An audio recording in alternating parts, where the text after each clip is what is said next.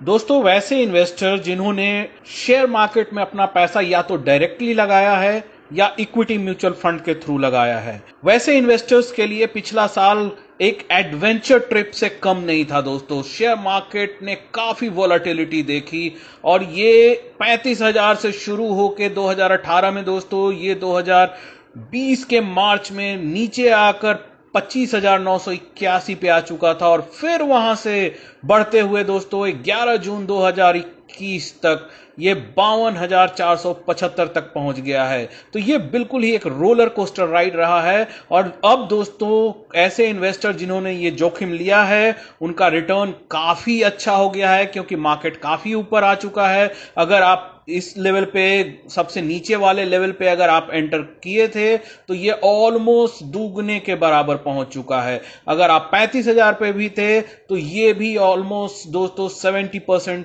के आसपास का रिटर्न यहां मिल चुका होगा इस लेवल से भी। तो दोस्तों ये रिटर्न तो काफी अच्छा बन चुका है, लेकिन कहीं ऐसा तो नहीं कि आपका ये रिटर्न का एक बहुत बड़ा हिस्सा कैपिटल गेन टैक्स में चला जाए। जी हां दोस्तों, अगर आपने इस इन्वेस्टमेंट को ऐसे ही छोड़ दिया तो काफी ज्यादा टैक्स देना पड़ सकता है आपको। और दोस्तों आज हम इस वीडियो में आपको यही बताने जा रहे हैं कि रिटर्न तो आपने अच्छा बना लिया है, लेकिन अब जरूरी है कि ये टैक्स भी बचाएं और ये long term capital gain tax आप कैसे बचा सकते हैं, इसी के ऊपर आज हमारा ये वीडियो हाजिर है। दोस्तों आगे बढ़ने से पहले मैं आपसे रिक्वेस्ट करता हूं कि आप इस वीडियो को जरूर से लाइक कर दें और हमारे यूट्यूब चैनल को सब्सक्राइब कर ले दोस्तों। और हमारे चैनल पे आके दोस्तों जब आप सब्सक्राइब कर रहे हो तो नोटिफिकेशन बटन में ऑल नोटिफिकेशन को दोस्तों आप ये ऑन कर दें, ताकि जब भी कोई नया वीडियो हमारे चैनल पे लोड हो वो आपको तुरंत नोटिफिकेशन चला जाए। दोस्तों अगर आप ये वीडियो फेसबुक पे देख रहे हैं तो हमारे वीडियो को लाइक करें, हमारे पेज को लाइक करें और जितना ज्यादा से ज्यादा हो सके अपने जानने वालों के फायदे के लिए इस वीडियो और हमारे चैनल को शेयर करें। दोस्तों आगे बढ़ते हैं। दोस्तों फाइनेंशियल ईयर 2018-19 से पहले long term capital gain equity पे टोटली एग्जेम्प्टेड था, लेकिन 2018-19 से ये टैक्स चालू हो चुका है। तो अब हमें अपना इन्वेस्टमेंट इस टैक्स के हिसाब से प्लान करना होगा। दोस्तों इसमें दो तरीके के गेन होते हैं, एक होता है शॉर्ट टर्म गेन, दूसरा होता है लॉन्ग टर्म गेन। अगर आपने एक साल से पहले पैसा निकाला तो आपको 15% short term capital gain tax देना पड़ेगा। यानी कि अगर आपका होल्डिंग पीरियड एक साल से कम है तो जितना भी आपका गेन हो रहा है उसका 15% आपको टैक्स के रूप में देना पड़ेगा। अगर आपने ये इन्वेस्टमेंट को एक साल तक कंटिन्यू रखा और उसके बाद अगर आपने निकाला तो जो भी गेन बन रहा है उसके ऊपर 10% का आपको टैक्स देना पड़ेगा। तो एक साल रुकने से आप कम से कम 5% का टैक्स तो वैसे ही बचा लेंगे, लेकिन 10% का जो long term capital gain tax लगने वाला है उसको भी बचाना उतना ही जरूरी है दोस्तों। और ज्यादातर केसेस में लोग लॉन्ग टर्म के लिए ये पैसा इन्वेस्ट करके शेयर में या इक्विटी म्यूचुअल फंड में छोड़ देते हैं और एकाएक जब पैसे निकालने जाएंगे तब उन्हें समझ में आएगा कि अरे ये तो बहुत बड़ा हिस्सा टैक्स के रूप में जाने वाला है। तो उस समय के आने से पहले आपको अभी से ही एक्टिव रहना है और हर साल कोशिश करनी है कि कुछ ऐसे कदम आप उठाएं ताकि आपका लॉन्ग टर्म कैपिटल गेन काफी कम हो जाए और आपको कम से कम या तो बिल्कुल ही टैक्स ना देना पड़े।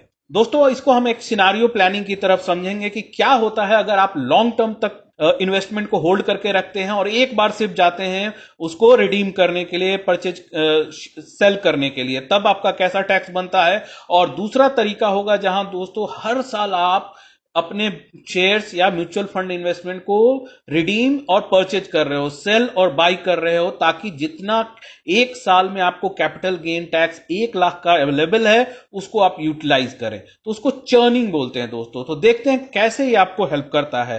पहला केस है दोस्तों जब हम इन्वेस्टमेंट को लंबे टाइम तक ऐसे ही छोड़ देते हैं।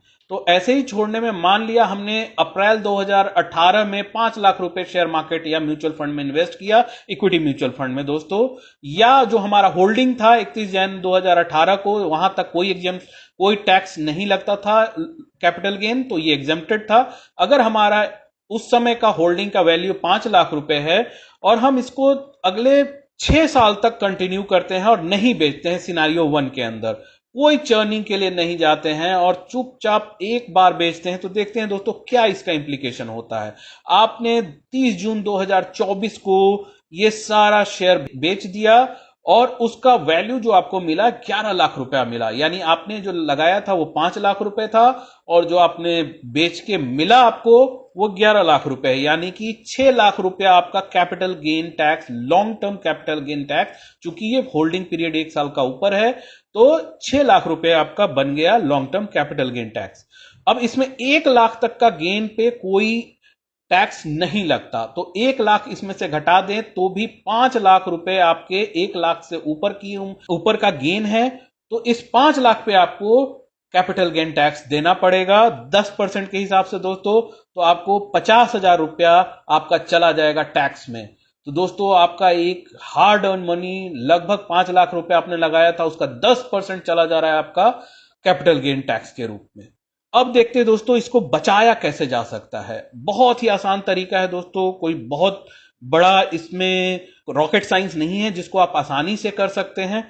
देखिए, जब हम हर साल गवर्नमेंट हमें अलाउ करती है कि 1 लाख रुपए तक का कैपिटल गेन उठाएं और उस पर हम कोई टैक्स ना दें, तो हर साल अगर हम ये इस कैपिटल गेन को बुक कर लें तो उतने से हमारा अमाउंट घटता चला जाएगा फाइनल ईयर के लिए। अब देखते हैं हर साल आपको ये कैसे करना होगा। अब 2018 में हमने इन्वेस्ट किया था, 2019 के 20 अगस्त को हमने सोचा कि हमारा गेन 1 लाख से ऊपर हो चुका है, अब हमें बुक कर लेना चाहिए, तो हमने 20 अगस्त को उतने शेयर्स या म्यूचुअल फंड बेच दिए जिससे 1 लाख रुपए तक का गेन दिख रहा था होता हुआ, तो हमने 1 लाख का गेन बुक कर लिया और इस पे वापस हमने उस जो भी अमाउंट हमने विड्रॉ किया उससे वापस हमने वही शेयर उसी इन्वेस्टमेंट में लगा दिया। इससे क्या हुआ, 1 लाख रुपया का गेन हमारा कम हो गया और नया परचेज प्राइस बन जाता है हमारा।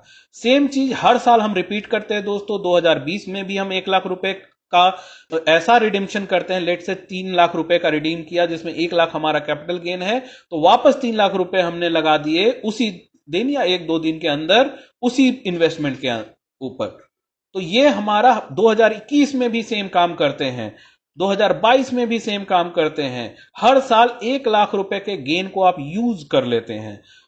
2023 में भी ये काम करते हैं आप, और लास्ट में 2024 में जब आपको करना होगा फाइनल, आपको सारा पैसा निकालना होगा, तब तक आपने हर साल 2019 में 1 लाख रुपया, 2020 में 1 लाख रुपया, 21 में, 22 में, 23 में, हर साल आपने 1-1 लाख रुपए का गेन यूज कर लिया, तो लास्ट में जो हमारी पिछली स्थिति थी उसके मुकाबले 1 लाख रुपया ही गेन बचेगा, यानी कि पूरा का पूरा गेन अब आपका एग्जम्प्टेड हो जाएगा दोस्तों। तो टोटल गेन जो हमारा हुआ विदाउट टैक्स वो 6 लाख रुपए का हुआ, क्योंकि सबको हमने 1 लाख के लिमिट के अंदर रखा जिससे हमें कोई टैक्स नहीं देना पड़ा। लेकिन अगर आपकी सिस्टमेटिक इन्वेस्टमेंट प्लान वाली इन्वेस्टमेंट चल रही है तो एलटीसीजी का calculation, long term capital gain का कैलकुलेशन थोड़ा डिफिकल्ट होता है, इसके लिए आपको थोड़ी सावधानी रखनी पड़ेगी दोस्तों। इसके लिए आपको करना यह है कि पिछले 12 महीने का स्टेटमेंट निकाल लें और सिर्फ उसमें यूनिट्स पे ध्यान रखें कि हर महीने आपने कितने यूनिट्स खरीदे हैं, और बस उस यूनिट को जोड़ लें और उतना यूनिट आप कभी टच ना करें।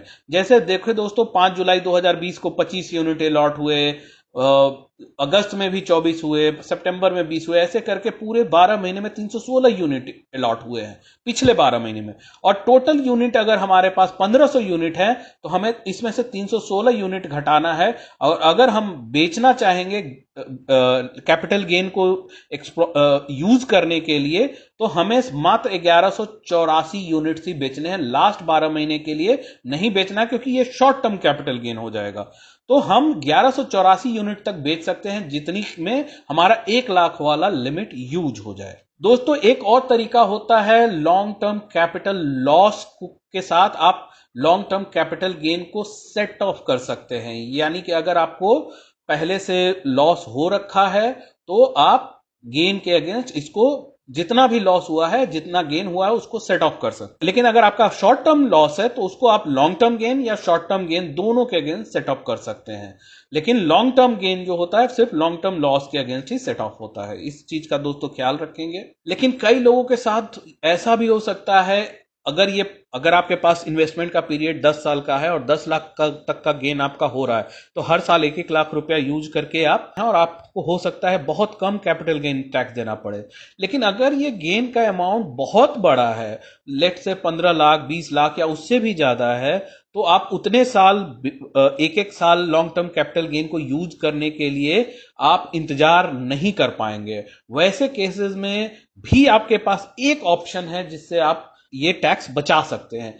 अगर आपका एंड यूज रेजिडेंशियल प्रॉपर्टी का परचेज करना है तो आराम से ये पैसा आप बचा सकते हैं दोस्तों। लेकिन इसके लिए आपको एक बात का ध्यान रखना होगा दोस्तों कि सिर्फ गेन का अमाउंट ही नहीं, जो भी आपको इक्विटी म्यूचुअल फंड या डायरेक्ट शेयर बेच के जो भी आपका टोटल प्रोसीड आ रहा है, वो पूरा का पूरा प्रोसीड लगाना होगा आपको रेजिडेंशियल प्रॉपर्टी को खरीदने के लिए। और यह भी जरूरी है कि जिस दिन भी आप ये शेयर बेच रहे हो या म्यूचुअल फंड रिडीम कर रहे हो, उस दिन आपके पास एक से ज्यादा प्रॉपर्टी नहीं होनी चाहिए। और दोस्तों, इसका जो टाइम पीरियड होता है, आप शेयर परचेज से 1 साल पहले, अगर आप नया घर लेने जा रहे हैं दोस्तों, शेयर सेल या म्यूचुअल फंड रिडेम्पशन के 1 साल पहले से 2 साल बाद तक आप ये परचेज कर सकते हैं। लेकिन अगर आप नया घर बना रहे हैं, कंस्ट्रक्शन कर रहे हैं, तो इसमें आपको जो पीरियड मिलता है थोड़ा लंबा मिलता है। शेयर बेचने के 3 साल बाद तक आप ये निर्माण आपको पूरा कर लेना होता है इस टैक्स को बचाने के लिए। उम्मीद है दोस्तों ये वीडियो आपको जरूर पसंद आया होगा, तो इस वीडियो को लाइक करना ना भूले दोस्तों। और आगे भी ऐसे ही वीडियोस देखने के लिए, समय समय पर अपडेट पाने के लिए हमारे चैनल को अभी तक आपने सब्सक्राइब नहीं किया है तो अभी जरूर के जरूर सब्सक्राइब कर दे दोस्तों। धन्यवाद।